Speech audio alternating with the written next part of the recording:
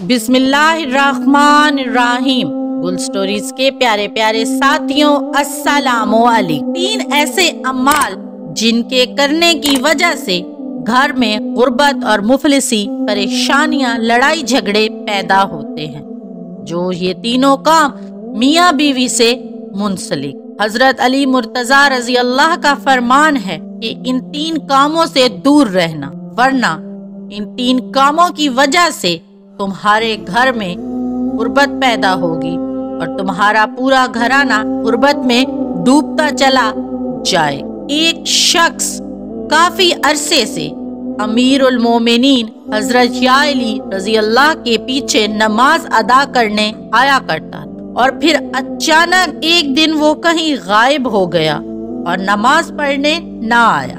کافی دن گزر گئے، آپ رضی اللہ ایک سفر پر گئے اور واپسی پر آپ نے ایک گھر کی دیوار کے سائے میں قیام کیا تاکہ تھوڑی دیر سکون کر لیا جائے۔ آپ رضی اللہ سائے میں بیٹھے ہی تھے تو گھر کے اندر سے آپ نے میاں بیوی کے جھگڑے کی آوازیں سنی، جو ایسا محسوس ہو رہا تھا کہ میاں اپنی بیوی کو مار رہا ہے اور لعن طعن کر رہا ہے، جس کی وجہ سے اس کی بیوی رو رہی ہے۔ آپ رضی اللہ نے آوازیں سنی تو دروازے پر دستک دی تاکہ تمام ماجرا معلوم کیا جا سکے۔ جب وہ شخص دروازے پر آیا اور اس نے دروازہ کھولا تو وہ وہی شخص تھا جو آپ رضی اللہ عنہ کے پیچھے نماز پڑھنے آیا کرتا تھا۔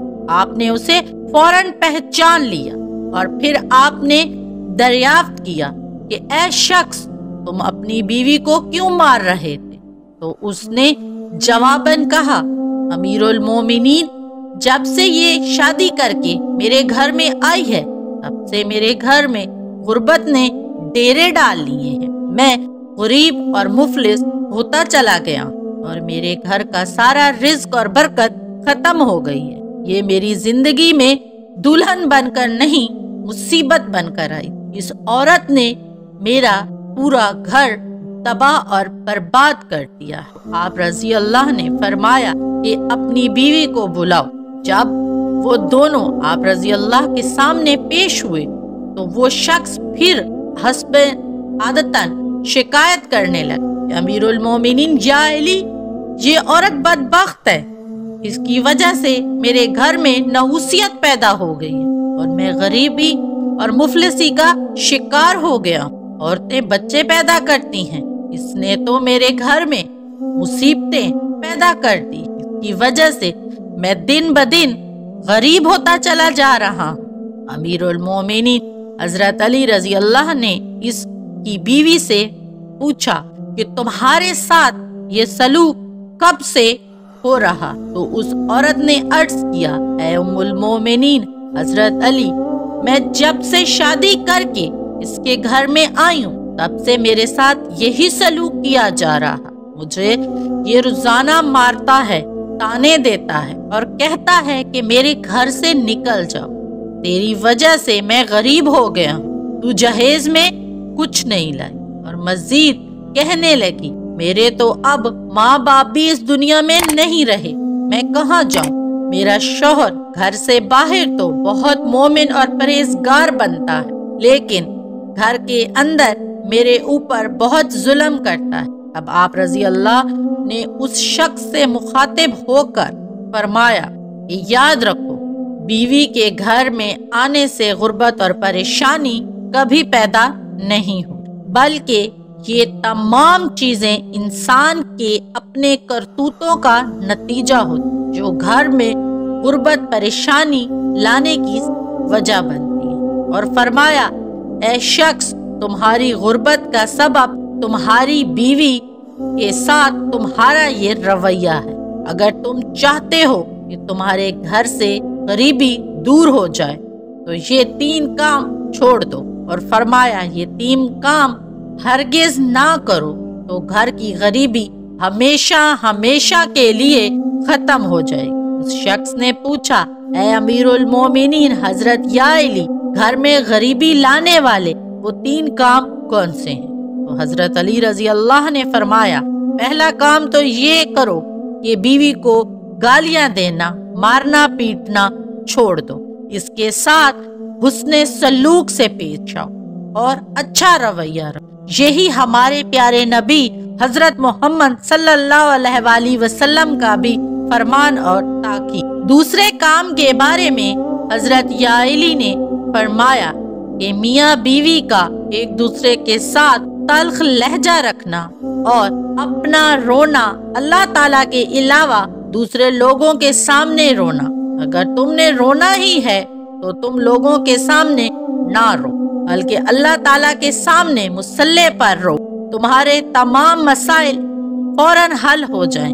بیوی کو مارنے سے مسائل حل نہیں ہوں گے، بلکہ اللہ تعالیٰ کے سامنے عاجزی اختیار کرنے اور اس کے سامنے رونے سے تمام دکھ اور مصیبتیں اور غربت پریشانی دور ہو جائے گی۔ اور تیسرا اور آخری کام کے بارے میں حضرت علی مرتضیٰ رضی اللہ عنہ نے فرمایا، اپنے رحمان کو ناراض کرنا اور شیطان کو خوش کرنا جو گھر میں غربت لانے کا سبب بنتا ہے۔ اس لیے ایسا کوئی کام گھر میں نہ کرو جس سے شیطان راضی ہو اور اللہ تعالیٰ کی ذات تم سے ناراض ہو جائے۔ تو یہ ہیں وہ 3 کام جن کو کرنے سے گھر میں غربت آتی ہے۔